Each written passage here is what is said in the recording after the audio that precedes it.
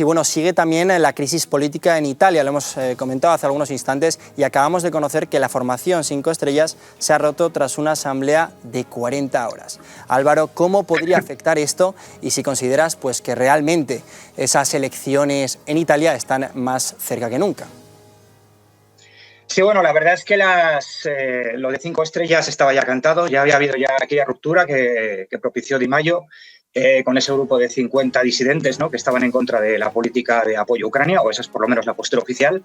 Y después, bueno, Conte también, que tampoco quiere apoyar a Draghi, entonces, bueno, 5 estrellas, además, teniendo en cuenta un factor importante, ¿no?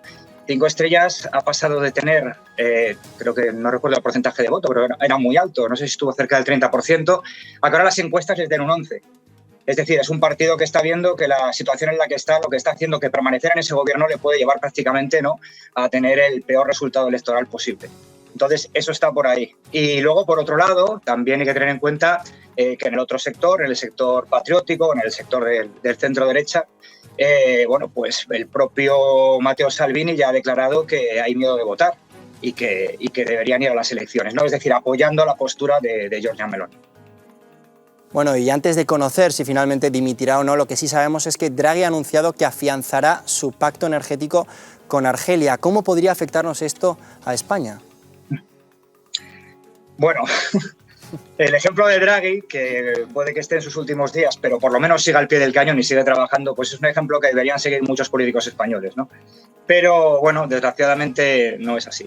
En el caso de Italia, evidentemente esto nos va a afectar. La situación creada con Argelia y las malas relaciones que tenemos ahora con Argelia. Veremos también si comenzamos a tener cada vez más problemas de inmigración ilegal que proceda de este país, pues evidentemente a España nos va a afectar. No quiere decir que nos vayan a cortar el gas, por supuesto, pero sí quiere decir que desde luego lo vamos a tener que pagar mucho más caro y que las condiciones cada vez van a ser peores. Entonces, bueno, en ese sentido, Italia está mirando por sus intereses y está haciendo lo correcto. No está haciendo lo que España debería haber hecho, pero desgraciadamente vemos que no hace. Desde Rusia han señalado que debería ser elegido un líder que no sirviese a los intereses norteamericanos. ¿Crees que el Kremlin vería con buenos ojos la llegada al poder de Giorgia Meloni? No creo que lo viera con buenos ojos. Giorgia Meloni se ha manifestado clarísimamente a favor de Ucrania, a favor de una política dura con Rusia. De hecho, por así decirlo, la persona más cercana al gobierno ruso en Italia, o el partido político más cercano, era en ciertos momentos la Liga, también en ciertos momentos el Movimiento 5 Estrellas, pero desde luego Giorgia Meloni no. Giorgia Meloni es también la presidenta del Grupo de Conservadores y Reformistas del Parlamento Europeo, es una persona con una gran proyección internacional y desde luego hace poco, además, si no recuerdo mal, esta semana pasada, tuvieron una conferencia organizada por Fratelli d'Italia sobre el papel que tenía que tomar la OTAN en este conflicto, ¿no? Y se pedía un papel mucho más activo. Es decir, que no creo que la vea con buenos ojos, desde luego, si Giorgia Meloni se convierte en primer ministro, perdón. Bueno, entonces podemos deducir que prácticamente ningún posible primer ministro va a seducir a Vladimir Putin y otros temas, porque la crisis en Ucrania va a ir a más, parece, con el asunto de este otoño, en el que es bastante importante que hagamos mención a que es previsible que nos corten el gas natural y la calefacción. ¿Cómo consideras que está la situación actualmente y cómo podría ser que nos afectase? ¿Realmente crees que se está dramatizando esta situación o que realmente la crisis va a ser tal y como se viene anunciando y vamos a tener que ver cosas que jamás hemos visto nunca? Sí, veremos cosas que nunca hemos soñado, ¿no? Bueno, lo cierto es que, a ver, por un lado siempre hay una cierta dramatización, siempre hay una exageración y eso lo vemos, y sobre todo en los medios de comunicación llevamos mucho tiempo viendo que se lleva todo al extremo, ¿no? Por un lado también eso puede ser positivo en el aspecto de que, bueno, si luego la cosa no es tan grave, pues por lo menos el impacto será menor. Pero sí es cierto que puede llegar un invierno muy complicado, que va a haber unos cortes de suministro energético. Europa tenía una dependencia en muchos casos del gas ruso, una política climática que nos ha llevado al desastre y en muchos casos a perder nuestra soberanía energética, y ahora toca pagar eso. Entonces sí es muy probable que eso suceda, y hay que tener en cuenta también que esto también es un arma que lógicamente los rusos van a emplear. Es decir, Ucrania se está manteniendo gracias principalmente a ese apoyo de Occidente, a ese armamento que está llevando ahí, aparte, por supuesto, del valor de su ejército, pero es cierto que ese armamento que está llevando Ucrania sé que le está permitiendo, pues por lo menos, poder hacer frente, ¿no?, al ejército ruso. Y Rusia, lógicamente, pues va a utilizar ese arma que va a ser también la presión y el chantaje contra Europa para para poder, lógicamente, bueno, pues avanzar esos objetivos, ¿no?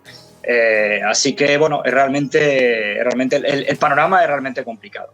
Hay que esperar que va a venir un invierno muy duro.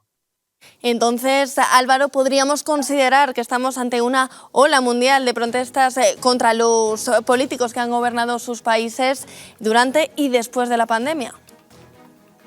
Claro, es que sí, es cierto que todo esto es cada vez más a nivel global y que estamos ahora viendo los efectos negativos de muchas de esas políticas y lo peor de todo, ¿no? Es decir, hemos empezado hablando de Holanda.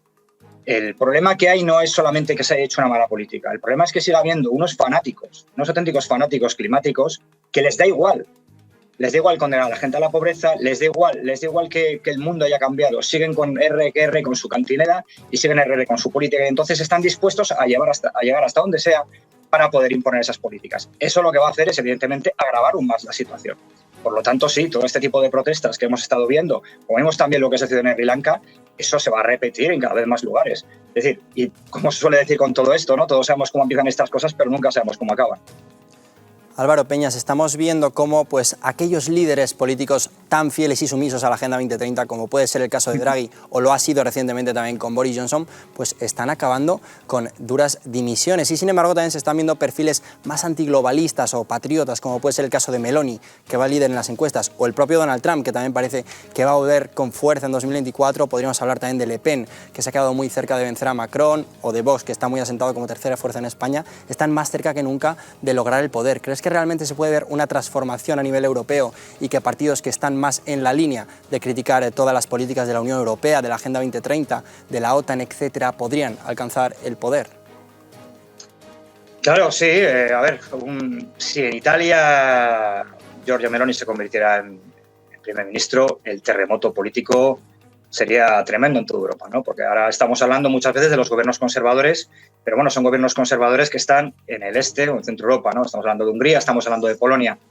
Para mucha gente parece que eso no es tan importante, no es tan decisivo, no se les considera países de primer orden, aunque en muchos casos, desde luego, lo son y están por encima de muchos de los países occidentales, ¿no? Un caso como el de Italia, desde luego, el terremoto sería tremendo y, desde luego, por supuesto, una posible vuelta de Donald Trump. Claro, todas estas situaciones, pisar el acelerador, intentar llegar como sea a cumplir la agenda en 2030, sí que puede provocar muchísimos cambios y puede llevar al poder a partidos que ofrezcan una alternativa, en este caso una alternativa patriótica, y que se opongan a esta agenda. Entonces, desde luego, no sería descartable, ¿no? Lo que pasa es que también tenemos que ver, hemos visto lo que ha sucedido con la pandemia, vemos lo que pasa ahora con una guerra, tenemos que ver también que las situaciones pueden cambiar mucho y que podemos encontrarnos con escenarios completamente sospechados. Es decir, yo ya realmente no descarto nada, ¿no? Cuando se hablaba aquello de que la historia había muerto, la verdad es que no, la historia ha vuelto con mucha fuerza y bueno, podemos esperarnos cualquier cosa. Así que, bueno, sí que es cierto que los partidos, por ejemplo, en el caso europeo, los partidos patrióticos están avanzando mucho sus posiciones. Y bueno, si desde luego Italia pasara a formar parte de ese bloque húngaro-polaco o conservador, o como lo queramos definir, la situación cambiaría mucho en toda Europa. Pues veremos lo que ocurre. Álvaro Peñas, muchísimas gracias por acompañarnos. Muchas gracias a vosotros.